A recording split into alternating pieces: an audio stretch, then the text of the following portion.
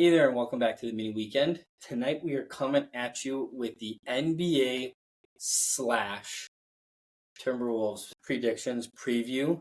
Once again, if you've listened to the podcast before, you'll recognize the voice. First time on video, Joe Ehrlich. How you doing tonight, man? Hello. Welcome, everyone, and thank you, Jack. I was looking at last time I was on. It was May, I think, 16th, and it feels like it was like a month ago. I know. Maybe I should be uploading this tonight or tomorrow morning as Two Jabronis Talk Sports reunion. That's what this is. It's always that. I mean, gosh, you remember the audio quality of that stuff we had? And we bought it for like $50 on Amazon, and it was like, oh my gosh, it's the best stuff of all time. And that just goes to show you that, like, honestly, not throwing shade to the Caps Off podcast or the podcasters that are actually making a lot of money. But that's just the epitome of get what you can afford, and it makes what you can. I don't even know if we could afford that at the time, but we did. We made it work. And we sounded fantastic. We looked amazing, even though we didn't do video podcasts. Looked probably even better then than we do now. Yeah. But yeah, we were talking a little bit before we got on the air. This Wolves team, I feel weird. I was getting ready. I wore my UNRL Minnesota Wild hoodie for the NHL Wild one. Like, I thought I had so much more Minnesota stuff. No, this is literally the only thing I got. So I know, same. I thought I had more stuff too, because don't you have that KG jersey or something? I do, but if I'm going to be honest, I thought it would be kind of douchey as a 33-year-old man wearing that on a podcast. You know what? Sometimes you do what you got to do. I'm just wearing a black T-shirt, but my wife was actually wearing my Anthony Edwards jersey. Gosh. I got to get one of those, and I got to get a 3T for my little man. And it's going to be $16 more than I need to spend, but he's going to be in it for 3 months, but fuck it, it's worth it. That's the thing about kids, right? They grow out of their stuff. I don't have kids, but they grow out of their stuff like that, I've heard. Yeah, they do. And it's amazing. So where do you want to start? We have a lot of storylines, but I think we start Wolves. I think we start because the day this happened, and what we're going to be referring to is the Karl Anthony Towns trade, the biggest offseason news for the Wolves. I texted Jack because I went back to the podcast that I was on May 16th and found the exact timestamp. And I was like, I predicted this shit. I totally called it. And I was like, I didn't remember exactly what I had said. So I was going through the podcast because you can go on, if you use Apple Podcasts, you can go and look at the transcript. Yeah. And I was searching and I was like, my God. And I found it and I was like, I called this shit. I called it. You did. And I think both of us hit it on the head with the fact that, okay, something needed to happen. Cat needed to be gone. Because I think we were in agreement that he wasn't playing at like an unbelievable level for the Timberwolves to be able to name their price, and boom, here it is. Yeah. But he was playing well enough that there were, I think at the time we were saying there were about a handful of teams that would be willing to overpay for him. Mm-hmm. I just didn't know who it would be because, unfortunately, with how much fucking money is in the NBA, I don't know how the money works and everything, because apparently they actually tweeted out, they announced that this trade happened before it was finalized, because there's some kind of rule that, and correct me where I'm wrong, but there's some kind of rule that you can't be taking on more money than you're sending out or something like that. Mm-hmm. So that's why they had to get Charlotte involved or something. Yeah, so and I don't know it exactly, I'm not super well versed in it, but from what I've read is with this aprons, with the new CBA, there's these aprons involved. And the further up above the cap you get, you get into these first or second aprons, and there's penalties that come along with that. And in order to stay below one of the aprons, I believe, the Knicks had to, get Charlotte involved for money purposes. Or just somebody else, right? Yeah, exactly. It was either to send money or somebody else. But that's what confuses me. I don't know if you've ever wondered this, but you see, like, oh, it's a 3-team trade, and it's like Charlotte's getting what, nothing? Like, how do they get Charlotte out of all teams involved in this? I'm sure they actually have a lot of cap space now that I think about it, because Sure they got they rid of Gordon Hayward. I think they paid Lonzo Ball, but I don't know if I could name another player on that team. Brandon Miller. There you go. That's a good point. But he's on a rookie deal, so they probably had money to utilize. But at the end of the day, when you look at a scheme fit, you know what this tells me? This is truly Anthony Edwards' team. It is Oh, truly his team. I think at this point, the Wild are very similar to the Vikings in the sense that, we have JJ, but like JJ McCarthy, but all Yeah. things considered, your priority is to make Justin Jefferson happy and keep Yep. him happy, just like Anthony Edwards. If you listen to him, he sounds kind of silly and a little bit immature, but that's because he's still kind of a young guy. But if you listen to him when he starts to talk more seriously, this guy legitimately, I want to get this transcript. I posted or reposted on my Instagram story. Mm-hmm. AJ and Ant finally did their The photo. photo, Yeah. which is so sick, so So sexy. sick. Excuse me, but yeah, you got to keep those guys happy, and Yes. it's amazing because it sounds like when you listen to this guy taking it seriously and talking about basketball in a serious manner, he wants to be here. He wants to win a championship here, and he has no reason and or desire to go to the New Yorks, to the Right. LA, to wherever it is, which is kind of uncommon. So Yeah. it's nice to get a guy like that in your organization. He's personable. He's like, I don't think I have ever heard, Kevin Durant, Yeah. even Kevin Durant, who I'm sure that boy got his shit talked about with Oh. Ant just shitting on all over him in the Oh. playoffs. So a guy like him, Devin Booker or Bradley Beal, you'd be like, shit, there's gonna be some shit coming out of their mouths about him this Yeah. summer. I don't think I heard Bradley Beal say anything about him. And I think Nothing. the only things I heard from Booker and Kevin Durant are just amazing things. So to Yeah. hear people talking about this guy in high regard is amazing. Well, and have you seen another thing in this offseason that came out was that Starting Five on Netflix? Have you seen any of that yet? Yes, I'm on episode 7. Oh, I'm on episode 2. Oh, you just So started. yeah, I started somewhat of a new job, so I'm super busy. But Ooh. all that being said, I decided to sit down and watch it a couple nights ago. And it was really cool because obviously, for you guys that don't know, mine and Jack's favorite player of all time is LeBron. Yep. And I was really excited to see him. But when they put Ant in it, I was even more excited. So they put him in.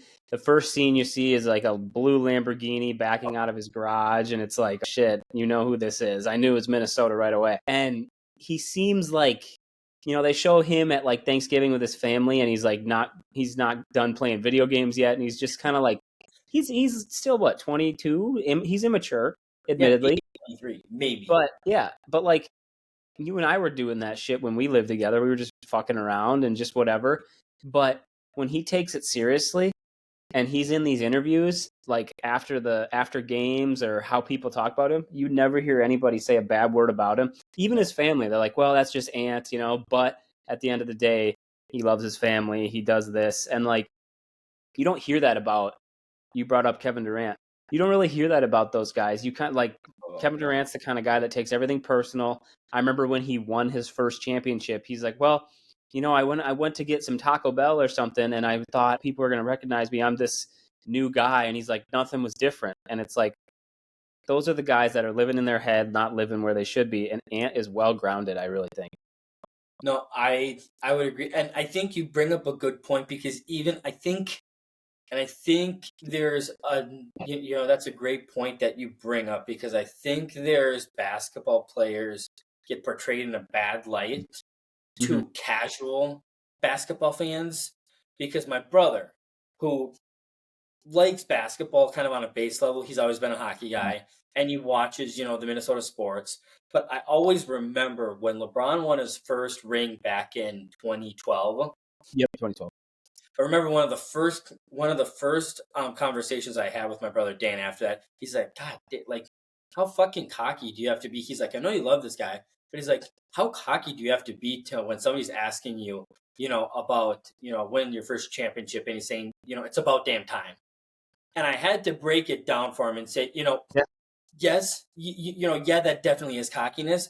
But if you think about basketball in terms of hockey, there's a reason basketball guys are a lot more confident, bordering on cocky, versus hockey guys. Not that either of them are better or worse, but in hockey, on any given night, you got one goalie, maybe two if a guy gets injured, and 18 skaters. You need all 18 skaters in sync playing their game. Sidney Crosby or Alexander Ovechkin, Kirill Kaprizov can be having the game of his life.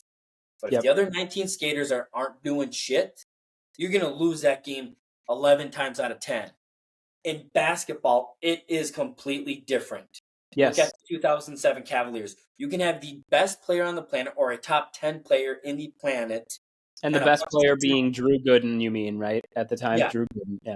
and a bunch of scrubs and one player, because you only got five guys out there on any given time, and on most games you're playing eight, maybe nine different players. Yeah. It's just a different game. You need that level of confidence, that cockiness, because Yep. guess what? Those guys hitting the game-winning shots, those are the guys that have the most confidence, the most cockiness in the world. So you kind of need that. And obviously, years later, my brother kind of came to me. He's like, I didn't think about it in terms of what you broke it down into, but he's like, it makes sense because Right. again, when you're on a court, one of five versus one of 19, it is a world of difference. But some of these guys I think could still cool it a little bit. Yeah, and even Ant to an extent, like he's still got some maturing to do, and like 100%. you look at. So I went to the. You were supposed to go with me to I the Western Conference Finals game, the game 5 that we ended up losing, and you see guys out there like Luka, and he's one of those guys I actually respect. I hate him. You and I both said this. I hate him, but you have to respect his game. And I'm under the assumption that he is all about basketball. Like he is 100% all about it. But I also agree that that's how Ant is. And you need that mentality to get to the finals. The reason that the Dallas Mavericks got to the finals is because of Luka Doncic. And like you He said, single-handedly won that series for them. He was passing, 100%. rebounding, he was playing defense, and he was He was scoring. doing everything. And that's one out of a rotation of maybe, like you said, 8 or 9 guys. And Ant has that. And, that kind of makes me want to talk about now, like, all right, my expectations for the season a little bit because, Yeah. we talked about the trade, but we also got Dante Vincenzo. You heard that here. You heard Yeah, that here first. yeah. That was beautiful. I haven't heard that. That was great. I love that. And what he and I call him that because the guy averages 4.5 3-pointer makes a game, or I believe it's either attempts or makes. I think it's makes a game, Jesus. and that's exactly what we need. So tell me this. The only reason that we talked about why Dallas beat us is because Luka Doncic, but it's not because he scored every point. It's because he dished it out to guys that were on the 3-point line. The game is now, it's drive and kick. It's drive and kick. It's not as much of a paint game. It's movement. And if we can get guys around Anthony Edwards, because he has that in his game, the drive and kick aspect. And who started that? I think it was LeBron. LeBron started that drive and kick game specifically because they surrounded him with players that could shoot. Now that we have Vincenzo, we got Rob Dillingham, Even and junior. there you go. That's what. Yep, we have players that can absolutely shoot. Luka Garza is going to get some playing time this year. Hell, Josh Minot might even get playing time. Like, we have a team now that isn't going to be so reliant on Cat. Isn't going to feel like you have to force Cat kind of like round peg, square hole kind of thing. Or square peg, round hole, whatever one it is. But yeah, we have a team that can truly do it, and like building off of 56 wins is going to be difficult. So I can't say that, hey, we're going to get 56 wins, but what I can say is we're going to get a top 3 seed, and I think Western Conference Finals is absolutely in play, and even getting to the NBA Finals. No, I would 100% agree. I think one of the things that so actually two things I want to say in response to that. One, it's actually believed. I was reading an article a month ago or so after the trade happened, and it was from an anonymous GM in the Western Conference, and they Mhm. said he he said the consensus around the league is not so why that trade happened wasn't necessarily so much so that they needed to get off Cat. It's because they felt the difference between Carl Anthony Towns and Nas Reed were minimal. So he was talking about in the sense that look, the Timberwolves are getting off of a massive contract. Yep. They already got a guy who can replace him, and then they get somebody else and a 3-point shooter and an eventual probably 2026 first rounder Yeah. on top of these two first rounders. Another segue before my second point. That Terrence Shannon Jr. We took him. People are now. I'm not trying to build us up and so that it's like, oh my gosh, this team's going to win 60 games. But I also heard a story that this guy for the first half of that season last year was believed to be a lottery pick. Hmm. Something happened and he got into some legal trouble Right. that didn't end. He wasn't guilty of what he was accused of, but Hmm. up until that, he was a projected lottery pick. Then after that, he still played great, but a lot of people still had questions about his thing, about not about his thing, about like his off court issues. Yep. So his draft stock dropped. So a lot of people are saying, shit, the Wolves got a guy at 23 who should have been taken in the top 10. Yeah. Which And you look at the preseason numbers, 100%. so this is the first year I actually watched like the summer league, I and didn't even watch Summer League. that dude was crazy. The coolest thing about him, first off, he's actually an older rookie. I think he's 24, which is interesting. Um, A little bit maybe more not, of a mature level too. yeah, maybe not quite. 24 sounds old, but regardless, he's a little older. He has a tattoo on his arm that is PlayStation buttons, and the PlayStation buttons are the cheat code for Oh, max ammo or unlimited ammo in on his GTA. shooting arm. Yeah. So I he's just always locked and loaded. That is the most badass tattoo I've ever heard of in my life. That is so sick. I didn't know that. That is dope. And he's just like, he's the kind of guy that's going to provide you extra spark. But this trade also, when you think about our starting five, it's going to be Conley, Ant, Jaden Daniels, Julius Randle, and Rudy Gobert. Mhm. So you got the sixth man of the year, Nas Reed, coming off the bench, and then you got everyone else, but you don't necessarily have to rush Dillingham in, Yeah. which is a huge deal, and Shannon Jr. because Yeah. you don't want to rush rookies in. Like you don't want to have a situation where you're like, Lonzo or LaMelo Ball, where you're like, oh my gosh, you have to be the savior of this franchise. No, you can let these guys get there. You can even start them at 10, 12 minutes a game and then gradually get them up. And I just think our team's built for like a dynasty. Like I'm saying that, I think we're built for a dynasty, not just a 1-year run. No, I would agree with that. I think this isn't so much of a bold prediction because I think if people looked at our roster, they'd be like, no, that makes sense. That probably doesn't constitute enough. But I think with Mike Conley I didn't realize he's 37. So Yeah. he's not much younger than LeBron James. Like, unless Mike Conley reaches out to LeBron James to get a drink from the fountain of youth, I Yeah. would anticipate by the time playoffs come, Dillingham is probably either our starting point guard or they're doing like a 1A, 1B Yep. instead of Conley still our starter and Dillingham is clearly our second role player. So Yeah. No, that's it. But and like what this team is, how it's constructed now allows for that, and not a lot of other situations would. I can't wait for the season, even though, like you were saying, we were talking before the pod, it's almost like we're damn near halfway through the NFL season and NBA season's coming up. The freaking World Series starts on Friday. Like we are in peak sports mode. So, and World actually, Series, I couldn't give two shits about. I'm sorry Yeah, if your kids are awake listening to this. Fuck the Dodgers and fuck the Yankees. I hate them both. I'm not I watching know. a single second of any game. Honestly, like to me, I really wanted if it was going to be anything a New York series. But at the end of the day, I don't give two shits either. It's fucked. This is a topic for another day. And it's an unpopular opinion. There needs to be a salary cap in the MLB. There does. There has to because It needs to be. I mean, I'll end it right here. But I believe there is one player on the Yankees. I don't. I mean, I'm sure multiple players on the Yankees that have yearly salaries that are either at or above the entire Oakland A's entire team salary. And probably Miami Marlins too. There you go. So we're gonna leave it at that. But what are your predictions for the record of the Wolves this season? So it's tough.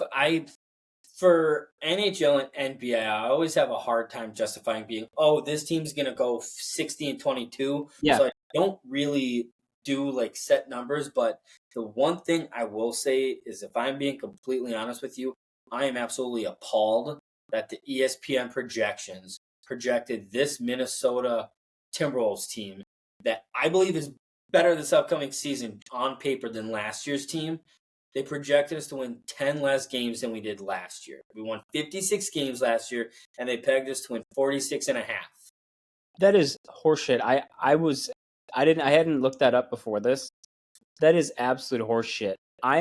It pisses me. I would bet the over if I was a betting man on that I would all day, be over. all day because Because I mean, I'm willing to bet. I don't have it up. I'll pull it up here. I'm willing to bet by Thanksgiving, the over under will be closer to 50. yeah, We'll be closer to 50 because we'll have already started off hot. Because again, we'll get into this when we get into more of the NBA as a whole and standings and stuff instead of just the Wolves. But I got like my handful of teams that I know are going to take a drop this year. mm-hmm. A handful of teams that I think are ready to take that next step, and a bunch of teams kind of like in the middle. Yep. I got the Timberwolves being one of those few teams that, like, if I'm thinking about expectations for this team, I'm less concerned about record because they beat the Denver Nuggets last year in a away series to go to the conference final. So I'm less worried about record. If I'm being honest, I got this team winning the conference, but I think anything less than a top 4 seed with a Western Conference Finals appearance is an unsuccessful season. Yeah, I agree because we've set that expectation now, right? Like we have the team, and I completely agree. I think 46 and a half is complete horseshit. And there are those teams like you said, like if I were to put a number on it, and I don't know if I would right now, but I'm thinking like 50 and 32. Like I think that makes sense. And I wouldn't say that that's like a drop off necessarily. I No, just think it's the nature of the league, but I think it's going to be more competitive across the entire Western Conference because, like you said, there's teams that barring there's injuries, obviously, yeah. exactly all this, barring injuries. But there's those teams that like are going to stay in the middle of the pack. The teams that I have pegged as rising, but I think that because of those teams that are going to be rising, I think that that's going to put a little bit more strain on us, a little bit more competition, and I think 50 and 32 puts us at the top of the conference. Yeah, no, I don't hate that. I mean, 15-32 last year, if we would have gone 15-32, that would have put us at exactly what the Mavericks did, and that's the 5 seed. 5 seed, And yep. again, I think this team, their star is still very young, so I don't want to go as far to say, I think I already said it, so I'm going to retract what I said. It doesn't necessarily matter what seed we have. You definitely want to give yourself, a couple games, going into the postseason. But I mean, if I'm being completely honest with you, before we get way too much into the league, before we wrap up just the Wolves, I think the West will be between us and the Thunder as much as I don't like to admit it. Yep. I actually think the Denver Nuggets are going to take a little bit of a step back. They'll still Completely be agree. but I'll get into why I think that's going to be the case in a little bit. But yeah, I think the Timberwolves were primed. I mean, I have our depth chart up, and again, one of the things that league wide we were renowned for last year was having depth on the team. That's why we did well. We had so many guys that were interchangeable, and guess what? We got that same thing coming into this year. Like you said, we have Connolly, Edwards, McDaniels, Randall, Gobert starting five. You got guys like DiVincenzo, Nasri, Joe Ingles. Like Joe Ingles he's not exactly Kyle Anderson, but they're pretty similar. That's Right. seven guys. You got Dillingham, who I think is going to be solid. You got where's Terrence Shannon Jr., who's going to be solid, and uh, Nikhil Alexander Walker, and who I Oh, I actually think forgot will be about him. really good. That I don't think a lot of doesn't really get his credit because he didn't get shown a lot. Luka Garza, Absolutely. Luka Garza. Dude, like dude's I mean, built like what a Greek god. that's what 9 or 10 guys that I just listed off. Yeah. And that's exactly what you need for a regular season rotation is, 10 guys and then, you just got everyone else. And it's like, we also have Josh Minot and a couple other guys that I think are really going to round out that rotation. But name another team that has people that deep. And you just look at the Western Conference specifically right now. And, I think the Oklahoma City Thunder, I think it's going to be between us and them. I think the Phoenix Suns are going to fall off a cliff completely. Really? And I do. I really just, they scared me during the regular season simply because their ability to score. They Yeah. have three guys that can just absolutely take over a game if they have to. But they're not going to be, they're not going to do that again. Everybody aged, and then we swept them. Like, we took them. I mean, it looked like a completely different team. They didn't look like they gave a shit. And it's like, what are they going to, you think really they're going to come back and just, run this thing back with a Kevin Durant who's what, 36, 37? And, I just don't think that's going to happen. I think them and, like you mentioned, the Nuggets are absolutely going to fall off a cliff and like struggle to be 500. Yeah. It's gonna be a fun season nonetheless. I mean, I think remember I want to say, correct me if I'm wrong. I want to say it was 2020 when the Lakers limped into the play. No, because 2021 it might have been Yep. when Yep. they got the 7th seed and they had the Yep. Phoenix Suns. And everybody's, oh my gosh, are the Lakers the best 7th seed ever? Right. And then they went on to get a gentleman's sweep by the Phoenix Suns. So I think the second people said that about the Phoenix Suns against us, the universe was just like, fuck you, Exactly. not you, fuck you. Like I think, and again, we've talked about this a lot on our old podcast, the podcast now, but it doesn't necessarily surprise me that the national media is not giving any of these Minnesota teams their love when they deserve it. And Mm-hmm. it's not that they need it. I just always like to point it out and show them their love when they're not doing it. Because as much as it's not fair, I think it's okay that they don't give them it all, and it comes from the local media to go on throughout the nation, because when the national spotlight is on the Timberwolves, is on the Wild, is on the Vikings, that's when we fuck up. And Yep. truthfully, that's why we don't get the love, which it's a back and forth relationship. Um, but it still amazes me. This team set records last year in terms of franchise stuff, and I mean, we were still hardly getting any love on a national level. Yeah. It's actually that's so Minnesota though, because you even look at Because some of these. Minneapolis is looked as like uh, a mid or upper mid level market. Yeah. I would argue fucking Minneapolis is a bigger market than Milwaukee sports Oh, for sure. or Bigger than Ohio. them, bigger than Sacramento, like New Orleans. I mean, New Orleans. It's like they have like the name recognition and like the Saints, but it's like I'm just looking at the projections for the Western Conference right now from the Athletic, and I just people are way too high on Oklahoma City Thunder.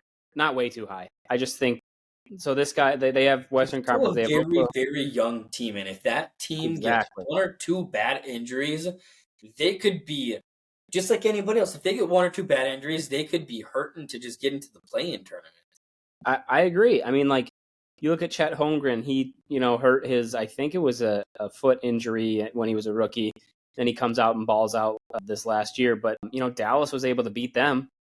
Dallas was able to stop them. And you look at some of these teams, they have Phoenix projected as the 2 seed. And then Dallas and Minnesota tied for 3. And I'm looking at that and I'm like, well, I don't see why we couldn't, get above Dallas and definitely Phoenix. So the 1 to 2 seed is completely real because you look at like the Nuggets, the Pelicans, the Warriors, the Lakers. Those are teams that it's just like they're going to be that middle of the pack. And then there's those teams that I think are going to rise up in the Rockets and the Kings and maybe even the San Antonio Spurs that are actually teams to watch out for that could really push those middle of the pack teams even further down. 100%. Well, we're going to continue to talk about the Timberwolves throughout the podcast, but we're going to get more into the league now. But before we do, I like to do this. I got mine, so you let me know. Do you have your 2 bold predictions for your Wolves this year, or do you want me to go first and give you a second? I got mine, but right. I want you to go first. Oh, you want me to go first? All right. My first one, I believe the Minnesota Timberwolves will have the second straight 6th man of the year. I love Naz Reid, but this year it's going to be Dante DiVincenzo. Coming off the bench. DiVincenzo? Dante DiVincenzo. I think Naz Reid is awesome. I think he's even poised to have a bigger of a workload. I think the nice thing about having a guy like Anthony Edwards is he's more naturally a 2, but he can still handle the ball. You can have him bring the ball up, and I think, Dante DiVincenzo isn't huge, but I think when you have a guy like Anthony Edwards who's 6'5" at your point, Dante DiVincenzo, I think 6'6", 6'7", like you have some athletic big man lineups. What's his name? Chris Finch is already talking about the possibility of playing 3 bigs out there, of going Rudy, Naz, and Julius Randle. Well, if you got those 3 guys out there, what do you need? 2 playmakers. Who can those playmakers be? Anthony Edwards, Dante DiVincenzo, Mike Conley. I think he's going to come off the bench and he's going to have just as good. He's going to have that a little bit more of a better season than Naz Reid. I think Naz Reid doesn't necessarily take a step back, but I think because he's already won it, he's not going to get those looks anymore. And then remember, boy, these are bold predictions. Okay. So this first one, Mr. Anthony Edwards, the big ticket, some might say, will win for the second time in franchise history the MVP this year. Oh my God, you took one of mine. He balled out last year. I was surprised when he didn't finish in the top 5. He got more first place votes than 2 of the guys that were ahead of him. But finished going from not even in the MVP conversation 2 years ago to finishing, was it 7 or 8 last year? Yeah. This dude. And you know who finished ahead of him last year that won't this year? Kevin Durant. Yeah. Jason Tatum's going to have a step back this year. And Jokic, who's not going to have another great year. So that's what I got. Well, I respect those like crazy. But I thought my bold one was going to be the MVP, so I'm going to have to think of another one.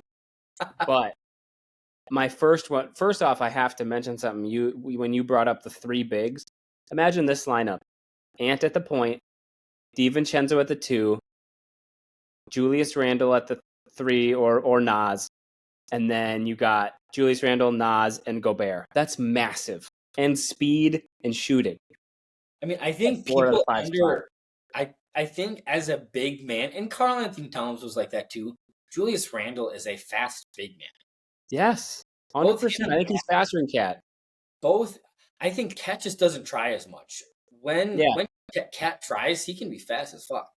right. Julius Randle, I think Julius Randle is a harder working and a little shorter Karl Anthony Towns. So here's my bold predictions. I just thought of one. The other one. I think I don't know when the hearing is for the Glenn Taylor sale, but my bold prediction is that Alex Rodriguez and Mark Lowry will own both the Minnesota Lynx and the Minnesota Timberwolves outright after this hearing is all said and done. Today it came out they have $940 million in cash to do this, and they've already made a few payments, and 940 would cover it. I think they will be the owners, and I think that's going to change the culture completely. In a good or bad way? In a good way. You think so? I think so because Glenn Taylor, historically just, I can't say it as not recent history, but historically just wasn't making the right moves, was too reactionary. I think you have guys that aren't going to be afraid to spend. Not that Glenn Taylor has been afraid to spend recently, but I think we're going to keep this core intact. I think we're going to, this isn't one of my bold predictions, but I think we're going to extend Julius Randle. Well, but at the end of the agent after this year, right? But at the end of the day, I think what's going to happen is that's going to provide enough juice for us to raise a banner this year. I think we're going to win the damn finals, baby. Let's go. Right now, if you were a betting man placing that bet, if the guy taking that bet was like, I'm not taking this unless you tell me who they're going to beat, who do you have them beating right now? Who do I have them beating? The popular choice would be the Celtics. Yeah. But if you're betting that we're winning the entire thing, I'm going Philadelphia 76ers. No shit. Philadelphia 76ers, man. When Joel Embiid is healthy, that motherfucker is unstoppable, but not too much for frickin' Rudy Gobert, Naz Reid, Julius Randle, Jaden Daniels. Hell, put Mike Conley on that bastard. He's like a glass ball. He is very good, but he's more injured than he is available. And honestly, and I was going to bring this up too. Paul George is already injured too, so it's like shit. But I'm calling a Sixers Wolves finals. You and I will be attending. We may be in the nosebleeds, but you and I will be attending this final. There. We can watch on the jumbotron. Exactly. And I think we win in 6 games, and Anthony Edwards is the MVP of both the league, as you said, and the finals. This is going to be a good. I mean, hell, if we know anything about basketball, which we do, this is going to be a fucking hell of a season. Oh, God, it's going to be, and I didn't take the team seriously last year up until they started, they knocked off a bunch of wins in a row, and then we were 20-5, and I'm like, wait a minute, I got to start watching because this is way too legit, and I think we're just going to build off that, man. I think it's our year. Let's go. No, I do. And I mean, honestly, all things considered, this is a relatively, you talk a lot about some of these guys, and, a lot of them are relatively young. I mean, we talked about, God, beautiful boy, 23. Nickeil Alexander-Walker's only 26. Jalen Clark, who I think could be good, is 23. Yeah. Dillingham's only 19, so he's only going to get better. 19. Yeah. Who else? Jaden McDaniel's 24. Naz Reid's 25, and Terrence Shannon Jr. is 24. So, no doubt, some of these, and Luka Garza's 25. So some of these guys, when you look at Connolly, you look at even DiVincenzo's only 27, and a shooter, it's, if you're a shooter that like a Klay Thompson, he's kind of similar to. You can, you don't age as much as some of these point guards and some of these older guys do. Right. But it's going to be a fun season. Absolutely. I wanted to bring this up. As LeBron is our favorite player, I want to get your thoughts on Bronny. You and I went and watched him play we actually watched him play Chet Holmgren and yes, Jalen who was the other guy? Who was the guy on the Jalen Suggs? Yeah. Yeah, and we actually went to watch that. It was at a Jack and I got there when we thought was a little bit early, and we're like, yeah, we'll find a good seat. We had to still sit in the upper bowl It was packed. to watch that game because it was completely packed, and I guarantee it was because Bronny James was playing, and he didn't impress me much, honestly. But I don't overall, remember him playing much, truthfully. no, he didn't really play a lot. But He I was want to only, get your I I want to think. get your thoughts on him. What do you think? Bronny James, I just don't think he's ready yet. I Yeah, think if Bronny, and JJ Redick were smart, they'd say, go do half a year in the G League. Like he's he's at the point where you would rather do you want to be the worst player on, not to say the Lakers are the best team in the league, but would you rather be the worst player on the best team or the best player on the worst team?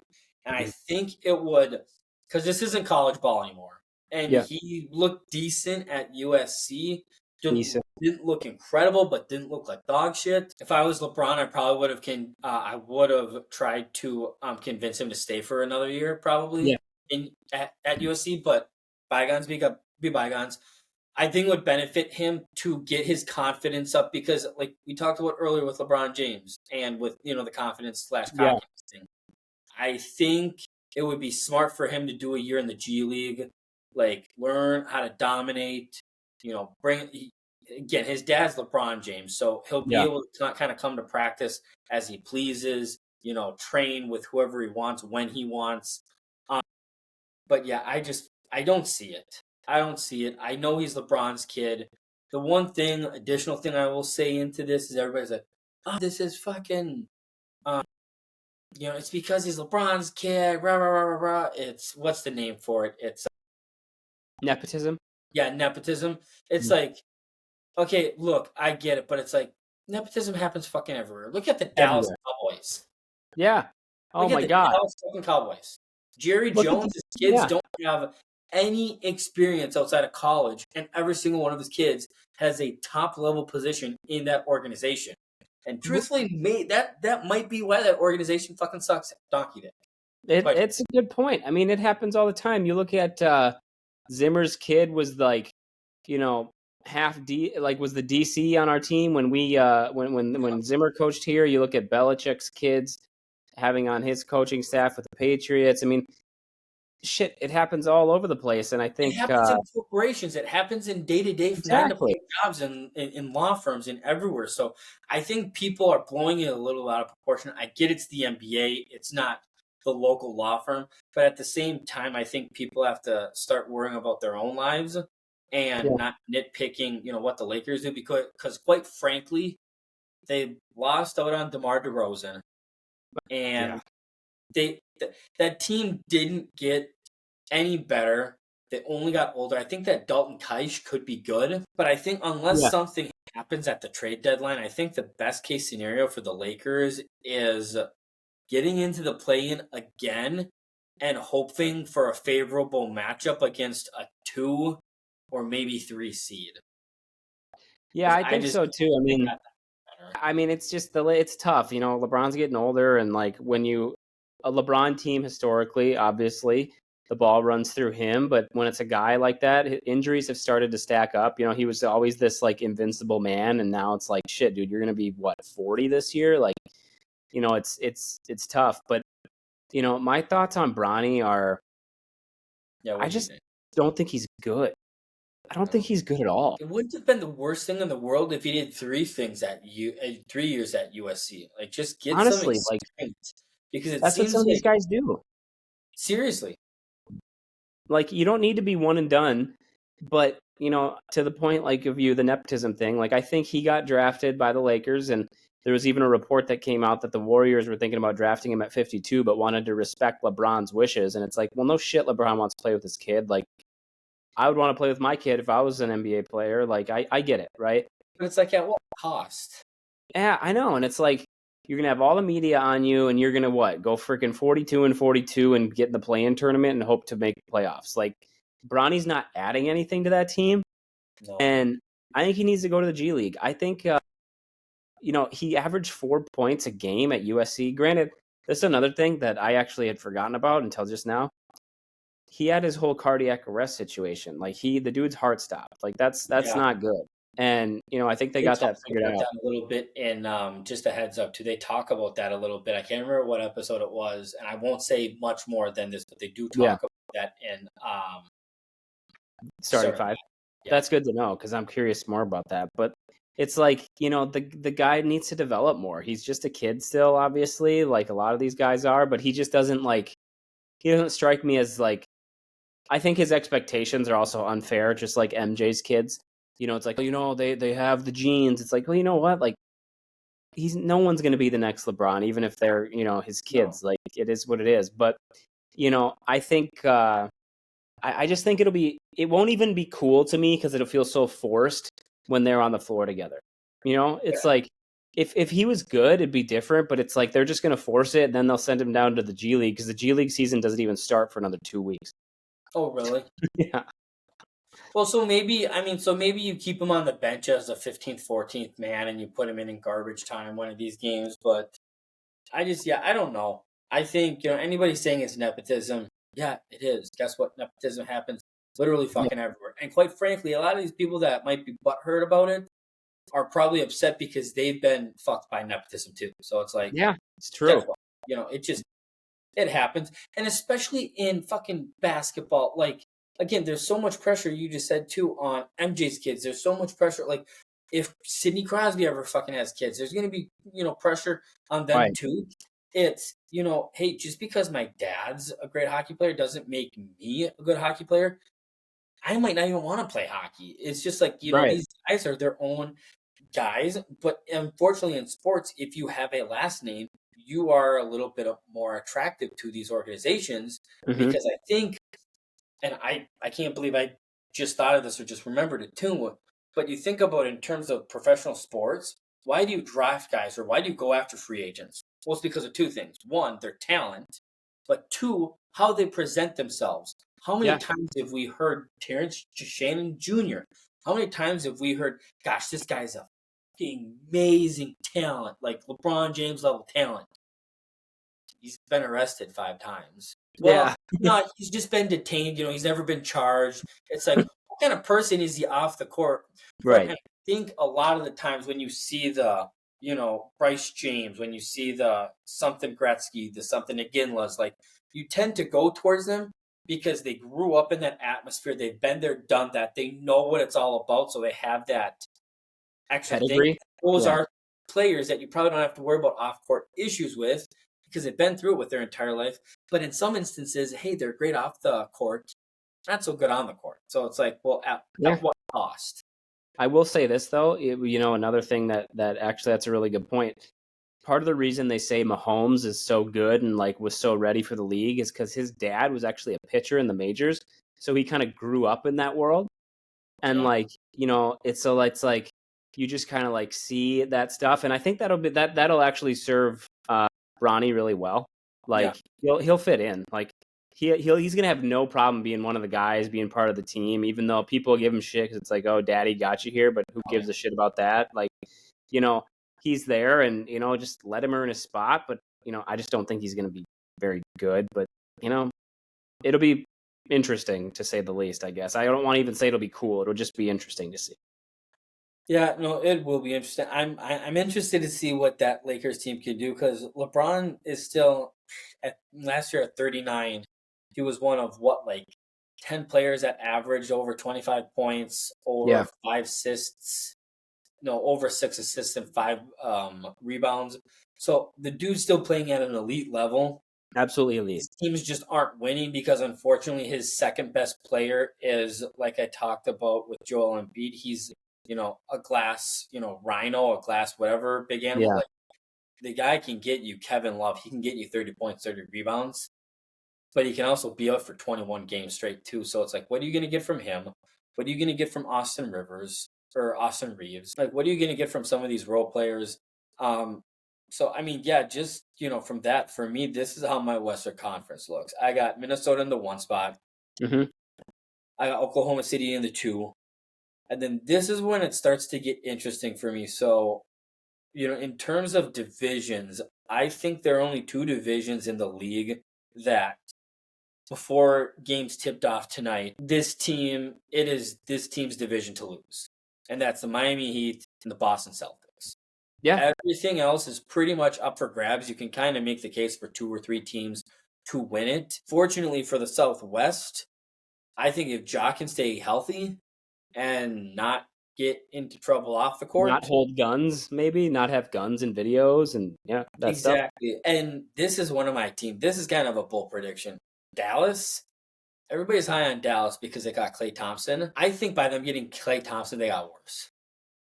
I agree. I think Klay Thompson's a shell of himself. So I got I'm in agreement so far.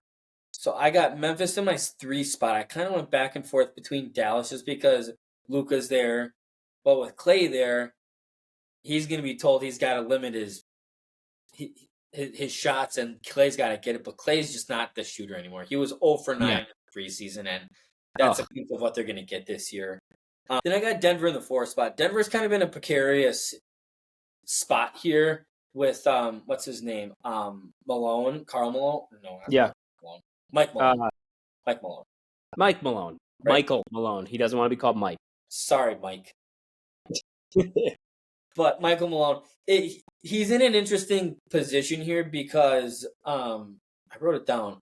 He's already at a point. I got them taking a slight step back because now you have a 7-year vet and a 27-year-old Jamal Murray, and a 9-year vet and a 29-year-old Nikola Jokic who doesn't give a shit about basketball, which kind of makes me not like him. Like, he's got great talent, but it frankly kind of pisses me off that he doesn't give two shits about basketball. It's like, get the fuck out. Like, give somebody else a chance. Like, the NBA is literally the hardest league to get into because the roster size are so much smaller than any other in there.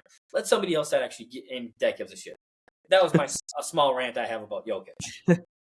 But I think Malone is in an interesting position where either he's going to have to decide on one or two things to do with this team this year because he's got a 7-year vet and a 9-year vet that are his one or two options. He's either going to play those two too much in the regular season, trying too hard to get a top 3 seed that they don't have enough tread on the tires to do much in the playoffs, or he is going to rest those two a little bit more ready because they're vets, and look at LeBron, look at these old guys, and he's going to rely more on a team of KCP, Michael Porter Jr., Westbrook, and Gordon. And I just don't think those 4 players are good enough to help this team win 50 games. Westbrook is on the Nuggets? Yeah. Oh, my God. He got worse, bro. Oh. So I like got him in my 4 spot. I kind of wanted to put him in 5 or 6. I gave him the 4 in home court advantage spot because of what they've done in the past. Yeah. But like I said, if Malone rests them too much, which I respect him for doing because those are guys you want ready for playoffs. I don't see those 4 guys winning many crunch time games. They're going to be too, hey, who's getting the ball? Who's going to do what? And I just don't see it happening. Right. Sacramento, I really like. They got De'Aaron Fox and Sabonis. The last 2 or 3 seasons have kind of taken next steps. I think they're going to take another step. And they got a DeRozan. Yeah. So I like them in the 5 spot. I got Dallas bumped back. Actually, a little bit bumped back because they were a 5 seed last year in the 6th spot. Wouldn't be surprised to see them in the play-in tournament, but I got them at 6. The Clippers, God knows what's going to happen to the Clippers. They got Kawhi Leonard. Oh my God. They got worse because Paul George left. The LA Clipper Philadelphia thing, in my opinion, is very similar to the Golden State and Clay thing. Yeah. Golden State and the LA Clippers are both going to get worse for giving him away because he was there and that's what they knew. But Philadelphia and Dallas are also going to take a step down because they are not that player anymore and they're in a new system. And they're 1 year older. So I got Dallas in the 7th spot. This is when it starts to get fun for me. Yes. I'm not the world's biggest fan on CP3. With that said, I think he's going to be a great mentor down there. They got a lot of really young guys, especially an alien by the name of Victor Wembanyama. Oh. A lot of people think by the end of this year he's going to be the best player in the league. I do not believe that. I think he's going to make another step in the next direction, but he's got a lot of things to work on. But I think they're going to make enough things happen to earn an eighth spot. Mm-hmm. And then I got the Lakers kind of staying at 9. Again, we talked about it a little bit. I think they just don't have enough. I think Anthony Davis is going to miss some games. I think LeBron is going to try to play as much as he can without not being ready for postseason. And I don't see them making any significant signings or anything. I hope I'm wrong, but I got them in 9. And then another team poised for a Spurs takeoff. I got the Houston Rockets in the 10th and final spot. I'm only doing top 10 because that's who makes the playoffs. But It is worth noting, I think Golden State is going to be 11, just missing out on the playoffs for the first time since that dynasty motherfucking started. That's, I like that. I was in agreement with you until you kind of got into that 7 through 10 seed. But I like it. I like the Rockets. I like the Kings. But I'll give you my take on 1 through 10 here. So yeah, how do you got that shaken out? It's tough. I go back and forth. I'm gonna put the Wolves as the 1 seed. Okay. I know I said 50 and 32, and I'm still gonna stick with that. That could still be good enough to win the entire thing the next year. I mean, it was a dogfight. The top 4 teams in the Western Conference were separated by, I think, us, Denver, and OKC were separated by 1 game, and I think the top 5 were actually separated by like 3 or 4 games. It's crazy. So I got Minnesota 1. I got Oklahoma City at the 2 seed. Sitting in that 3 seed, I'm gonna put in the Denver Nuggets. Nikola Jokic is stupid. A fucker? Yeah. It's watching him play basketball is gross. Nothing about it is cool, but it's effective. Jamal Murray is just an absolute animal when it matters. Like, I don't like him. I can't say I like the team, but I think they're good. They're going to go in my 3 spot. Okay. This is bold, okay? But I'm putting the San Antonio Spurs in the 4 spot. Holy fuck. I think Wemby is... just go watch his highlights. I know it's dumb. Every game is a highlight for that man. You just throw the ball anywhere within a 50-foot radius, and the guy's gonna grab it like freaking Michael Jordan at the end of Space Jam, and just freaking just slam it in. It's so crazy. So I got Spurs at the 4 spot. The 5th spot, I got the I just said them. Mavericks. Sorry, I got the Mavericks at the 5 just because Luka's an animal. I think still, yeah. 6, I like the Houston Rockets. I think they're going to be one of those teams that ascends. Yeah. What's that guy's name? Jalen Green. Yeah, Jalen Green. Yeah. I mean, they're a young team, and they just signed that Şengün guy to a big contract. So then that was 6. I got 7. I got Sacramento. Okay. Sacramento, I think, again, one of those teams that maybe it's just from watching starting 5, but when you have DeRozan, you have Sabonis, and you have De'Aaron Fox, that's just a hell of a core. This is really hard for me. So where am I at? 8, 9, 10? Yeah, 8, 9, 10, yeah. I'm going to put the Memphis Grizzlies in that 8 spot. They were good, right? They've been good. Like, when Ja was straight, everything seemed to be going good for that team. They got Triple J, Jaren Jackson Jr. They have a lot of things going for them. Desmond Bain, just some really good players. So I think they're going to make that 8 seed. And then when we look at the 2, some of those play-in teams, I have to put the Lakers. I love my boy LeBron, but, it's going to be a season, like I said, 42 and 42, or they're going to be fighting for 500. Yeah. And then in that 10 spot, Pelicans. It's going to be very dependent on Zion's health. Yeah. But, if I'm putting him in the 10 spot, truth be told, I don't think he's going to be healthy. So enough to compete. Exactly, but he'll be enough to be there. They'll be around, and I think they could even make that tournament, win the play-in tournament to make it into the playoffs. So that rounds out my Western Conference top 10, but it's going to be exciting. You really look at the bottom of that conference though, with I think the Clippers are going to be garbage. I think the Jazz and Trailblazers are just going to suck. I think they're going to suck, and I think Golden State's not even going to make it in the play-in. I mean, No, I I just don't like think it. it's going to do anything. My biggest thing is, I mean, kudos to you for the boldness, but I just, in my mind, Chris Paul is just not good enough to turn a 15 seed to a 4 seed. But Yeah, I mean, hey, I don't hate it. I'm not going to sit here and tell you you're an ass for thinking that, but right. like, it kind of got me turned on a little bit. Yeah. What do you got for the Eastern Conference? So the Eastern Conference, kind of similar. I mean, I kind of talked about it a little bit ago when talking about the divisions. Again, a lot of this, just like with the NHL preview that we did, this is assuming everything rolls out being healthy. Yep. Because all things considered, if Boston and Miami are healthy, they're going to win their divisions. They're going to win the first 2 picks. I like Miami more, Okay. but I think Boston has a better all around roster. Yeah. So I got to give the edge to Boston. Fun Yep. fact: I don't even think I'm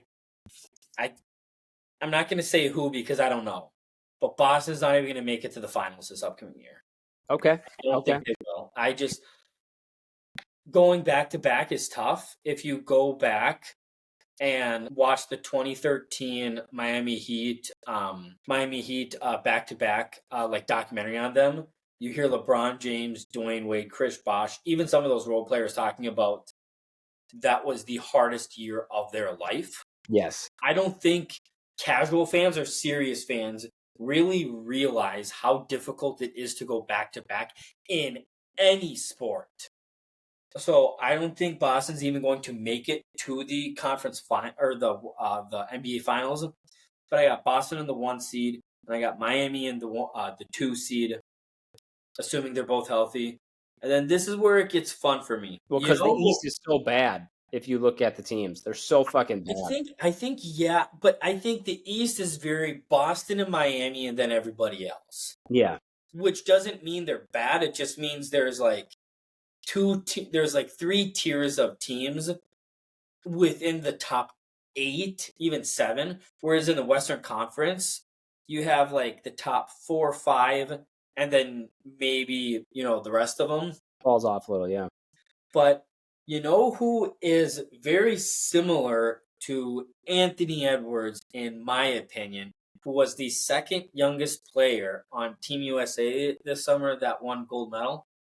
Any guesses? And let me think. Tyrese Halliburton. They're going to be in the number 3 spot. Oh man, that's bold, but I love They're going it. to be in the 3 spot. I like him. I like them in the playoffs this year. I think this last year they were a team that got hot at the right time. They were, I can't remember. They were, I think the 6 seed or something like that. Yeah, they defeated the Milwaukee Bucks first. Yeah. And then they took the Boston Celtics to pretty much the brink. Right. Or as much of the brink as you could take them without actually going 7 games. They're a young team. They made some careless mistakes that led to Boston ultimately winning their last 2 games. I think they're going to be back. I think they're going to be healthy, and I like them to get that 3 spot. I think for the Central Division, I think Cleveland, Indianapolis, Milwaukee, and Chicago all have chances to win it. I think it's one of the more open divisions in the league. That and the Pacific. But right now I like Indiana taking that taking that to be the 3 seed. New York's going to take a step back for me and fall into that 4 spot. They were the 2 seed last year. I think just by virtue of getting Cat, as much as I respect them and I love him, I think they got worse. He's going to be more inconsistent than I think they realize. Mm-hmm. I think James Dolan halfway through the season will not admit it, but internally will say, why the fuck did I make this trade? Inconsistent, and he's going to be too much injury ridden. Milwaukee, this experiment with Damian Lillard might be done by the end of the year. For sure, the beginning of next year. But I think they're going to hold steady in that 5 spot. Okay. The talent is there. Just not enough talent to be great, like they thought. Right. Orlando is another young team that I Love think this make team. Love this team. thought I had them beating the Cleveland Cavaliers last year. Me too. Part of that was because I didn't really realize how good the Cleveland Cavaliers were. But I think Paolo Banchero is another young rising He's star. a stud. Yes. I think Moritz Wagner is really good. I think Jalen Suggs is serviceable, and they got another good guard down there. Why am I blanking on his They name? do. Cole Anthony. There you Cole go. So I think they got the right pieces, and I think they could make some noise. 7. This is I don't know how healthy he's going to be, but I think Lonzo Ball's not really good, but he's better than I think people realize. Yeah. He's been injured a lot lately, so I think there's just questions with him. But I think people forget that when he's healthy, He's a not baller. only is he a solid point scorer, but he's also a really good team player and good facilitator. I got Chicago in the 7th spot. Then I have Philadelphia in the 8th spot. Wow. They kind of went all, for me, they kind of went all in to go get Paul George. You're Yeah. bringing in a guy that's, I think he's been in the league for almost a decade now. He's learning a new Oh, system. longer than that. He's on year 14, I think. I mean, even in my opinion, even further is my point. I think, I think, what's the other guy? Joel Embiid, I think he is great, but he is wildly, I shouldn't say inconsistent because he's kind of like a Julius Randle where his ceiling and the floor are pretty close, but he gets injured a lot. He's a little bit of a diva. He's very similar to Cat too, where he can be careless with some fouls, and if you need him in late game situations, could be fouled out by then. And then 9 and 10. It's tough. 9 and 10. It is tough, but I went with the boldness because I think they're kind of on the come up. It'll probably be another couple years until they can be relevant. But I think if Brandon Miller can go to Michael Jordan and say, "I need the ball more," there are other guys on this team. Then Michael Jordan sold the team. that I did remember that. I can't. Yeah. I don't know why I brought that up. I know. I just thought of it. If he can convince this front office that like LaMelo's great, we need to do more things in this office. I think he's a real deal. He was exceptional at Alabama, and I think he's going to do good things for the Hornets alongside with LaMelo Ball. I got them in the 9th spot, and then another team that I think is going to be better than last year. They were so shitty last year that it's not going to be hard for them to be better. But I think Cade Cunningham is another name to look out for in the next 3 to 4 years. God, you're going Pistons. Detroit's going to be in the 10th spot, but Charlotte and Detroit will not end up winning. Neither of them will win in the play-in tournament, but I think they'll play good enough to be relevant in the thick of things, get that kind of sniff the playoffs, get hungry for it. And then I think next year they could really compete for that 7 and 8 spot. I love that pick, man, because the rest of the East sucks. The Washington, not good. Atlanta. I'm interested to see where Trae Young what team he finds himself on by February. at the very latest, the 2026 trade deadline. Like maybe not this year, but by next year, Trae is either going to say, "I need to leave," or he's going to be playing out of his mind. They're going to be losing games, and their front office is going to say, "Let's think about what we can get for Trae Young." Well, I agree. I'm going to say this, and it spoils my Eastern Conference a little bit, but I think the Hawks are going to be in dead fucking last. I love it. I think Trae Young's for you, how do you got the Eastern Conference? Oh. You can do your thing if you want to. Go 10-1 or 1-10, whatever fancies your pickle. I got to go 1-10 because it gets so damn hard once you get lower.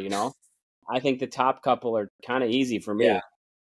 So, it's tough. There's a lot of there's I think it's top heavy a little bit with 1 and 2 in my opinion. I know you don't agree with this, but I don't know if it's a LeBron fan in me or not, but I fucking hate the Celtics. I think it's because they, LeBron always beat them as a member of the Heat. He didn't as a member of the Cavs his first time around, because he always beat them.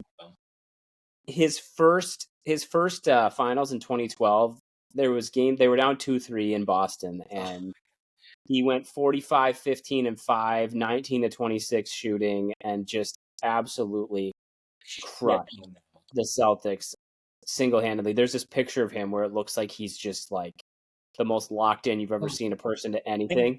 And then they pan over to the big three, and they're just sitting on the bench like... Yeah, exactly. And that was like, and I just said fuck you to the Celtics at that point. So, but I can't deny their talent. They're very, very good, and they are going to be the 1 seed, in my opinion, in the East this year. Unless injuries become a thing for them. Exactly. Like I said, this is my team going to the finals. I got the 76ers in the 2 seed just because I am just a health, again, barring injury, but a healthy Paul George and a healthy Joel Embiid. Give me that combo all day. That's a hell of a combo, man. Well, who was Tyrese Maxey too? I kind of forget about him. Oh yeah, shit, I forget about him. You know, I get him stupidly mixed up with Shai Gilgeous-Alexander. I don't know why, but I do. They kind of look similar. Yeah, they're yeah. So I got that. I got Philly in the 2, and this is where it gets tough for me. But you mentioned this team as a young team. They have very good guards and a white guy, Mo Wagner, and I think the Orlando Magic are going to get 3 seed. No fuck, Jesus! I thought I was going to be bold putting them in my 6. You had to one up me, you motherfucker. Always got to do that because I think they are just. They play with this grit that like not a lot of teams play with, because you look at who they have and it's like, it's Orlando too. Like they haven't been good since they became a team in like 89 or something, I think. No, and when they got Shaq. Dwight Howard, actually. Oh yeah, forgot about him. Did you hear, by the way, side note, did you hear it came public, but apparently, because he's still over playing in China. Yeah, China, yeah. There was someone on his team of people reached out to Jeannie Buss saying, "Give me one more shot." Oh my God. No, thank you. I don't know. No, thank you. I have a lot of things to say about him, but it's not podcast appropriate. So in my 4 seed, I got the Cleveland Cavaliers. I think they ended the season well, and I think they've got some really good players on that team. 5 seed. Oh my God. Okay. You forgot about them? I'm going to say I'm still holding on to this. Like, I can't go back on it, but I totally fucking forgot about them when doing this. It's okay. Totally fucking forgot about them. But then again, like, if you think about it, again, this is another team. The talent is there, but if Darius Garland and Donovan Mitchell, and neither of them have been that injury ridden, but if both of them miss significant time, they could very well find themselves as a lottery team. For sure, they could, because they don't really have much depth behind them. Yeah, I totally forgot about them. In my 5 spot, I got the Pacers. I'm high on the Pacers as well. I like Tyrese Haliburton a lot. Miles Turner's a good player. In the 6th spot, I'm going to put the Miami Heat. They're always around. I'm not as high on them as you are. Mm-hmm. But, I think they just got some good players. They're always coached well. Always coached well. And it's so funny because when the big 3 only won 2 titles, they were just always calling for Eric Spoelstra's head. And I'm like, that doesn't make sense. This guy started out as a video coordinator, and he's now the head coach and one of the best coaches of all time. I mean, he has 2 rings. Like, that's huge. Like, that's a big deal. In 4 straight trips. Yeah, that's huge. And obviously a lot of that has to do with LeBron, but it's also, you got to know how to coach LeBron, because clearly no one on the Lakers has learned how to do that. Well, and if you're being completely honest, in 2013 and 2014, again, casual fans don't know this, they played against a dynasty-level team in the San Antonio Spurs. Yes. And like it or not, we didn't like it watching them, but Dwayne Wade and Chris Bosh were banged up both of those playoffs. Yes. And you could tell it was pissing LeBron off, because I think if Dwayne Wade and Chris Bosh were at least 80%, they would have had a chance, and they didn't have a chance either time.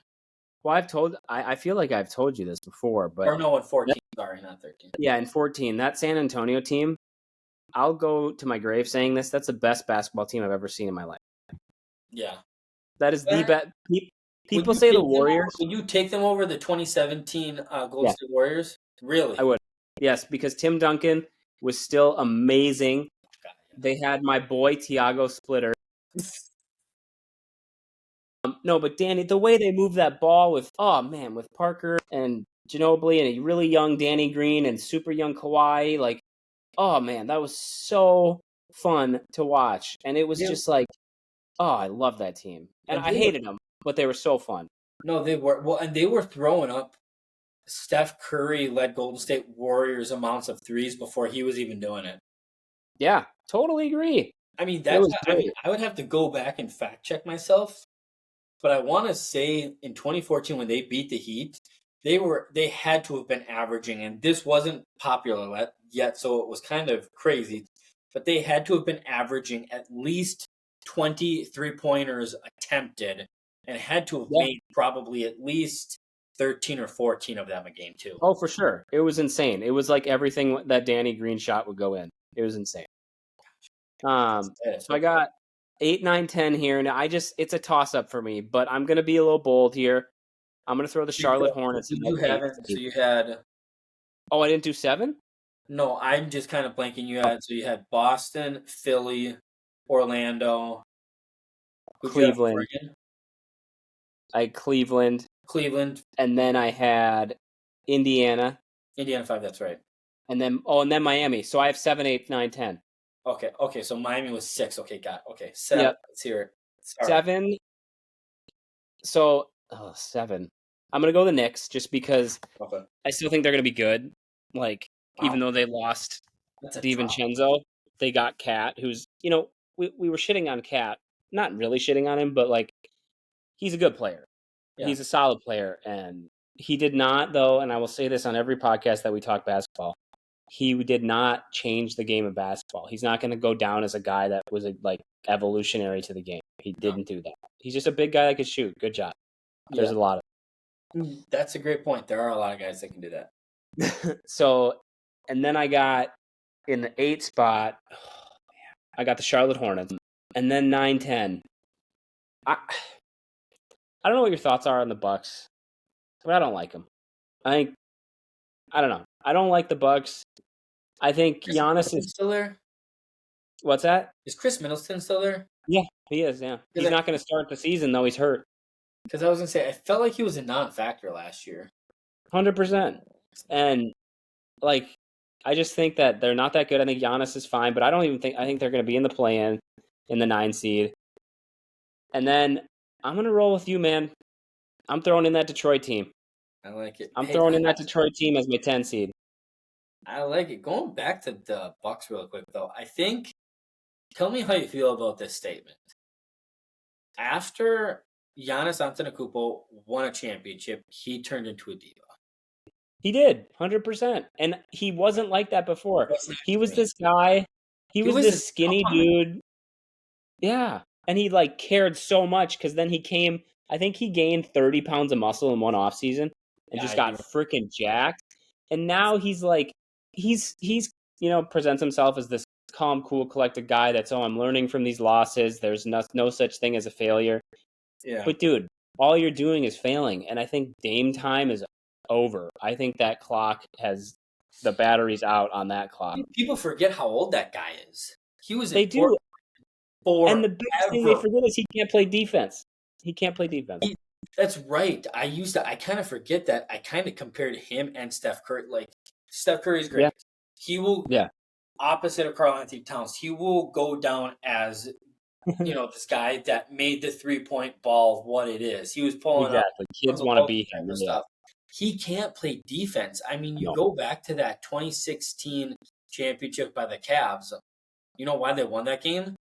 They religiously were switching Steph Curry to LeBron, Steph Curry to Kyrie. He cannot defend. Now, you can tell when the Golden State Warriors are playing surprisingly a shittier team than them because it looks like Steph Curry's actually playing good defense. He's not. He's just getting lucky. Plus, he's old. He's getting older. Again, this isn't me shitting on Steph. I really like Steph. I think he's a great player. He's a stand-up dude. I've heard some questionable things about him, but I personally don't mind him as long as he's not playing against the Lakers or not Lakers. As long as he's not playing against LeBron or the Timberwolves, I actually don't mind. I just don't think they're going to be a great team this year. Yeah, they're. I think the Bucks and the Warriors are going to be super similar. Like I think it's going to be a very similar trajectory. Yeah. Well, and like I said, I can't help but think there's a changing in the guards coming. I mean, you have to think. I don't know what after this season, 2, maybe 3 years left of LeBron. KD is probably right after. I mean, after this year, 2 years probably max, maybe LeBron might be done after this after year. this year. He might. I mean, what else more does he have to accomplish? He's going to be frustrated with, being in that play-in tournament again. He's going to have played with his son. Just let it go. That's all. You don't need to win. You don't need to win 6 to get like Mike. I mean, like, obviously that'd be sick. But like, here's the thing. He went to 10 fucking finals. No, And I think he was to 9 in a row, right? I think as a basketball fan and as a LeBron fan, I think LeBron's motivation is okay, if this year or next year I can win number 4. 5. He's got 4. He won one with the That's right. Lakers. But he's tied with a couple guys currently in the league who Yeah. Clay and Steph. So I think in his mind he's like, all right, I'd love to play for 5. What? And Draymond. Can't forget he's Draymond. like, all right, like in his mind, including this year, he's like, I'd love to play for 5 more years. But I think if he's being honest with himself, and if I'm being honest about him being honest with himself, if he's saying, all right, enough about this GOAT conversation. I just want to be the greatest of my generation. Well, what does that mean? You have to probably win one more ring to beat Curry, beat some of these guys in the league that have 3. Because if you win, I think if he wins, if he leaves the game with 3, which is totally fine, that's 3 more than a lot of people do and get. But I think in his mind, he gets lumped in with the Steph Currys. He gets lumped in with the Draymonds. He gets lumped in with some of these guys, which they're great guys. But I think his mindset is, I want to at least be the best of my generation, and I need to do that by winning one more. And I think he could play for 5 more years, I think, if he really, really wanted to. Yeah. I'm not saying I want to see it, because I don't want to see this guy averaging 10 points a game, playing 10 minutes a game. Like, I don't want to. But I think in his mind, he's like, all right, I could play for 5 more years if I want to. I'm going to give myself this year and next year to win 4. And if I can't win 5, he's got 4. Or, yeah, that's right. Get one closer to MJ. I don't know. I just think. And Kevin Durant's not far behind him. Steph Curry's not far behind him. But you think about this. You said his generation. He spans across 3 generations. I know. I've seen a lot of people that are like... started in 03. Yeah. It's 2024. I know. Some of these guys are like, hey, if you look at LeBron's stats for the Cavs, all his seasons at the Cavs, if you look at his stats in the Lakers and the Miami stats, he has literally had 3 Hall of Fame careers. Yes. With Miami. Stupid. One with Cleveland and one with LA. Like, and that's... It's got to be amazing for him, or I don't know if amazing is the right word, weird for some of these young guys being like, hey, you played with my dad back in the day. Yeah. Fuck, man. Yeah, it's crazy, dude. So let's round it out with this. Give me your finals prediction. I already gave mine. We got to hear the host of the pods. Finals, right. Who's playing each conference, who wins? It's tough because it's very in my mind right now, it's very similar to last year's playoff preview. My heart was telling me Minnesota. Mm-hmm. My gut was telling me Dallas was going. Yeah. So I was like, well, who do I go with? Do I go with my heart or my gut? I think this year, my heart and my gut right now are both saying the Minnesota Timberwolves are capable and have the pieces, have gotten to the point where they will make the NBA Finals. So I will say right now, Minnesota goes to the Western Conference Finals and beats the Oklahoma City Thunder in 6 games to go to the finals. In the finals, that's tough. Do I have to give just one team, or can I give 2 teams? One team. The Wizards. I will say ever that team should move. No, okay. NBA Finals. I will go with the Minnesota Timberwolves in 6 games. Unfortunately, away from home, will beat the Miami Heat in the NBA playoff. Wow. The NBA Finals. And who did you think wasn't ready? Indianapolis. Okay. I think Indy next year. I think it'll be what's that? I think Indy is in the same position. I think they in the conference semis will take Miami to 7 games, but ultimately lose. Then they'll beat the Celtics. And then you want me to go one step further? I'll say Indianapolis. I don't know who, but in either free agency or by the next season will land a big name to help that supporting cast and to help Tyrese Halliburton. It may be a guy that I actually think with another finals loss will leave the Miami Heat. Butler. Jimmy Butler. Fuck Wow. you, Jimmy. I love it. I love it, dude. Yeah, Good predictions. and again looking at it, like I said, Boston is just tough to do. New York in my 4th spot. I don't think they have what it takes to even get to the conference finals. Milwaukee sure as shit doesn't. Chicago and Orlando are just, I think, are Chicago is just not good enough, and Orlando's too young, even younger and inexperienced than Indianapolis. So yeah, my gut says Minnesota over Miami. And again, obviously this is barring no injuries, but yeah, I said okay. So I got Minnesota over Miami in 6. You said Minnesota over Philly in how many? 6. 6. Okay. So you heard it here first. This pod is proclaiming the Minnesota Timberwolves as 2024-2025 NBA champions. Boom. With having a 6th man of the year on the 6th man of the year on the team and and an MVP on the team. And wow. I think it goes without saying, should the Minnesota Timberwolves win the entire thing, this team goes as far as Anthony Edwards takes them. Yep. There is zero chance we win a title as long as Anthony Edwards is on our team, and he is not our MVP. Right. Called it right there. Well, shit, man. All right. This was awesome. All right. Any last words? Go Wolves. Go Vikes. Fuck the Twins. And that's it. Go Wild. I like it. Stay tuned for tomorrow night for our usual weekly podcast. But until next time.